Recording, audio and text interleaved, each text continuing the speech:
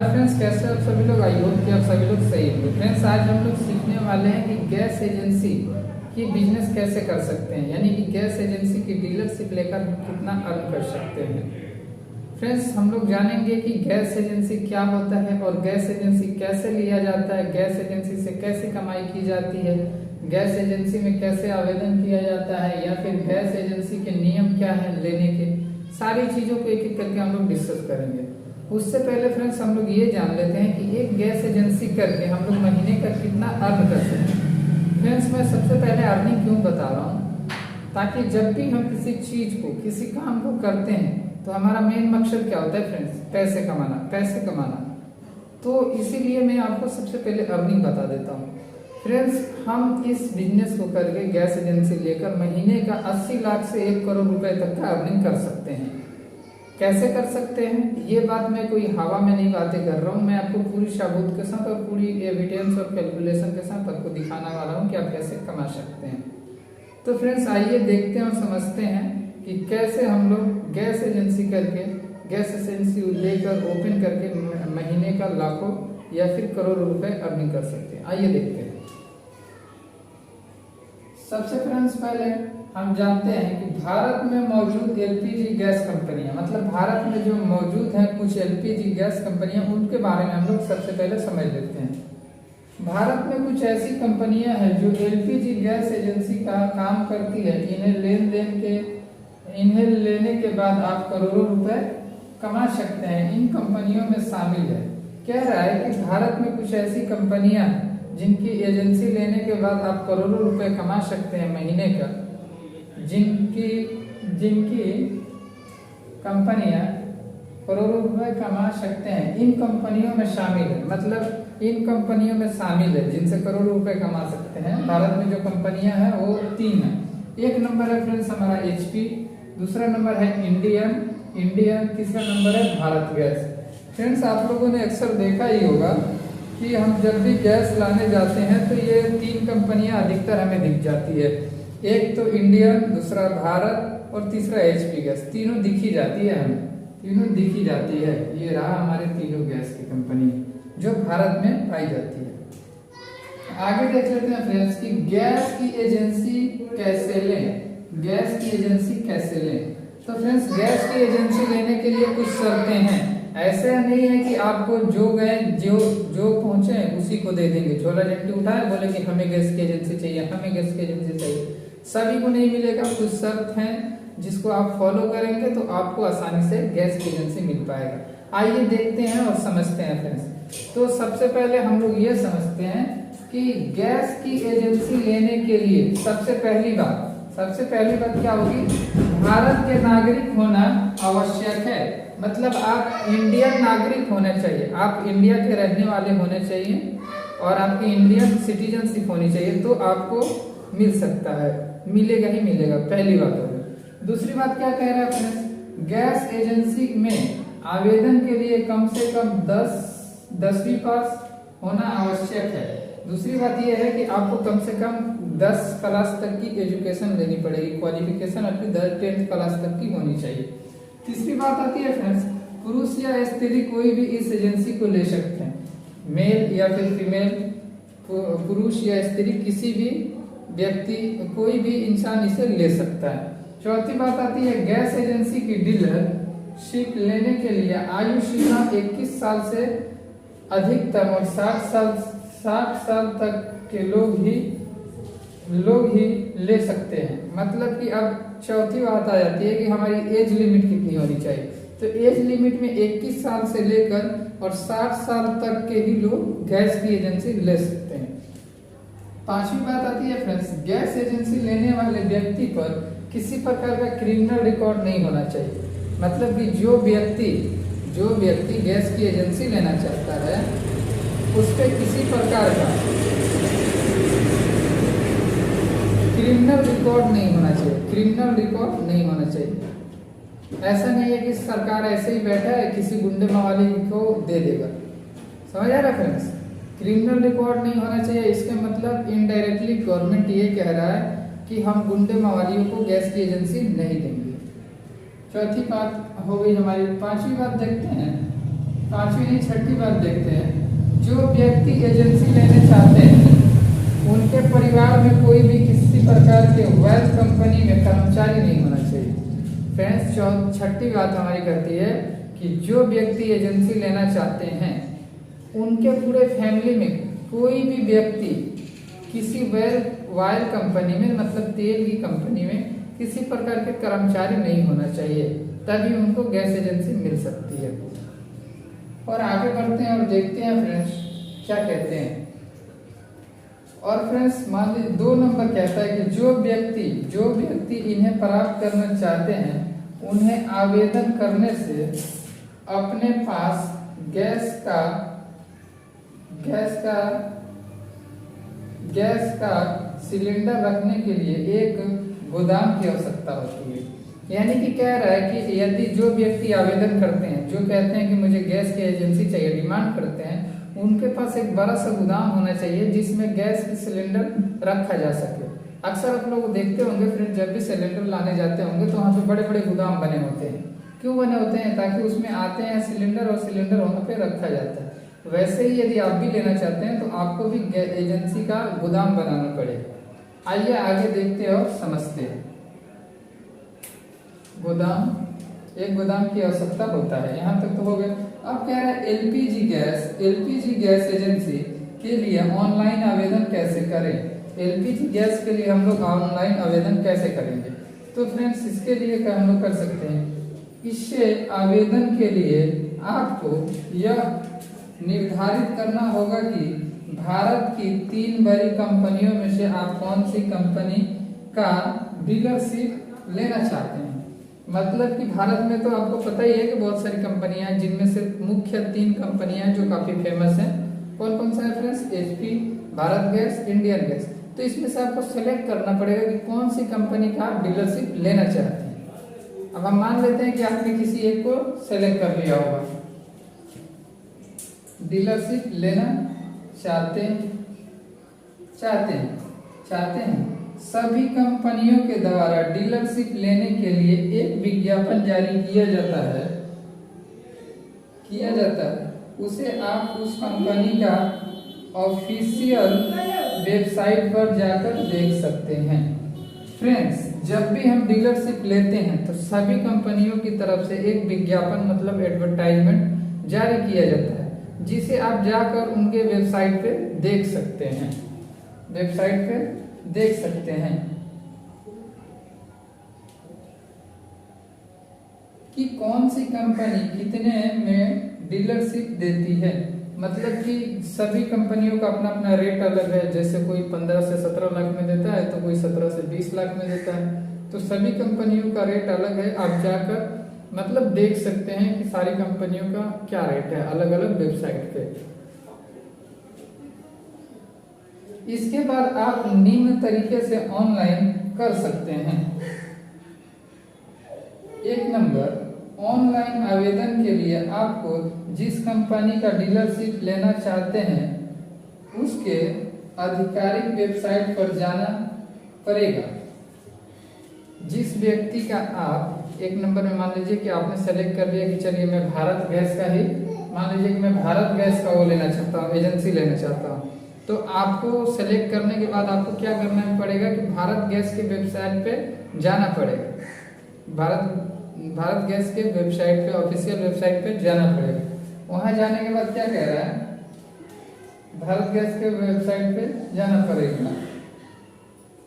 और 2 नंबर कहता है अपनी ईमेल आईडी या फोन नंबर के माध्यम से इस वेबसाइट पर रजिस्टर कर सकते हैं। 2 नंबर में आप क्या कर सकते हैं, एक तो अपनी ईमेल आईडी या फोन नंबर के माध्यम से आप इस वेबसाइट पे अपना वो रजिस्टर कर सकते हैं। 3 नंबर फ्रेंड्स देखते हैं कि 3 नंबर क्या कहता है। सब हम लोग देख लेते हैं 3 नंबर में क्या करना पड़ेगा। 3 नंबर में फ्रेंड इसके बाद आपको रजिस्टर नंबर पे और ईमेल आईडी पर एक ओटीपी भेजा जाएगा। आप सभी काम को कर लीजिएगा तो आपके नंबर पे, आपके रजिस्ट्रेशन नंबर पे और ईमेल आईडी पर एक ओटीपी भेजा जाएगा। उसके बाद फ्रेंड्स क्या करना है, उसके बाद जिसे डालकर आप अपना नंबर या ईमेल आईडी वेरीफाई कर सकते हैं।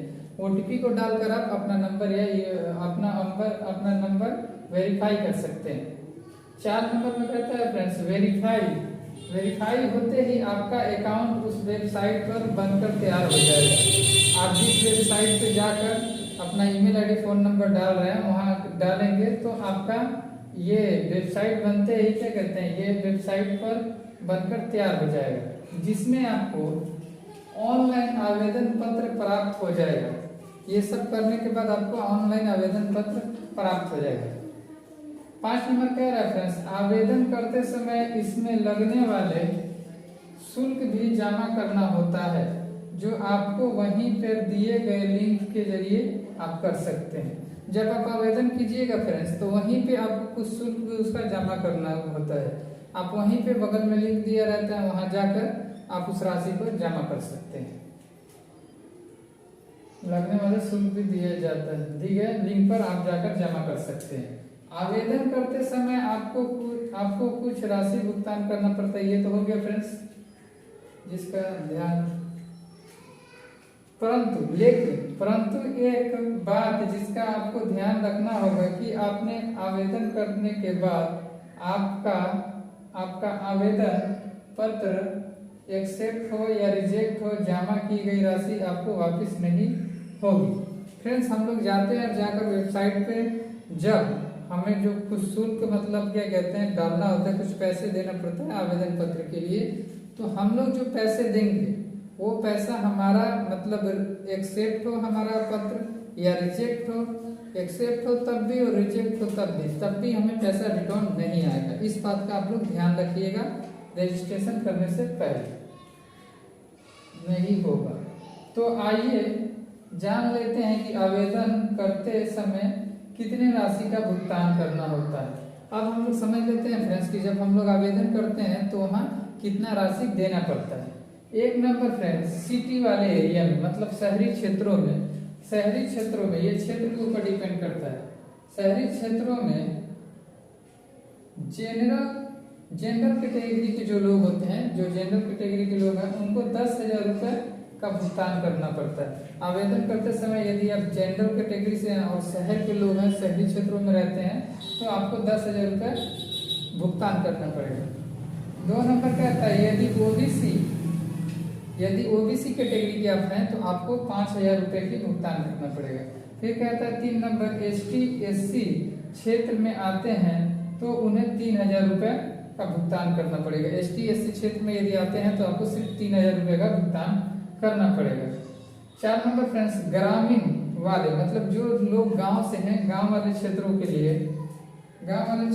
लिए जनरल जो कैटेगरी के लोग हैं, जो गांव में रहते हैं और वो लोग जनरल कैटेगरी के लोग हैं, तो उनको 8,000 रुपए का भुगतान करना पड़ेगा।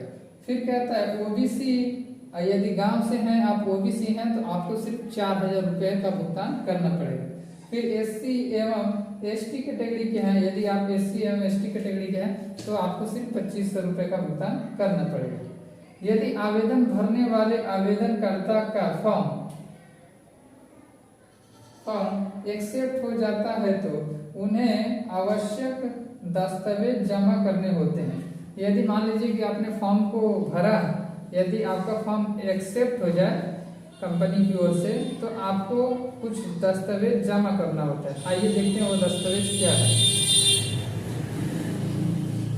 दस्तावेज के साथ उन्हें कुछ सिक्योरिटी मनी डिपॉजिट करना पड़ता है। शहरी क्षेत्र के लिए 5 लाख और ग्रामीण क्षेत्र के लिए 4 लाख। फ्रेंड जब हमारा वो एक्सेप्ट हो जाता है तो हमें कुछ सिक्योरिटी मनी जमा करना पड़ता है। जो शहरी क्षेत्र से लोग हैं उनके लिए 5 लाख रुपए होता है और जो ग्रामीण क्षेत्र से हैं उनके लिए 4 लाख रुपए होता है। फ्रेंड्स एलपीजी एजेंसी लेते समय महत्वपूर्ण बातें आपको ध्यान रखना पड़ेगा। कुछ महत्वपूर्ण बातें हैं जो आपको ध्यान रखना पड़ेगा, जैसे कि इसमें आपको 20 लाख रुपए मौजूद होना चाहिए। मतलब कि फ्रेंड्स आपका इन्वेस्टमेंट 20 लाख रुपए कम से कम होना चाहिए।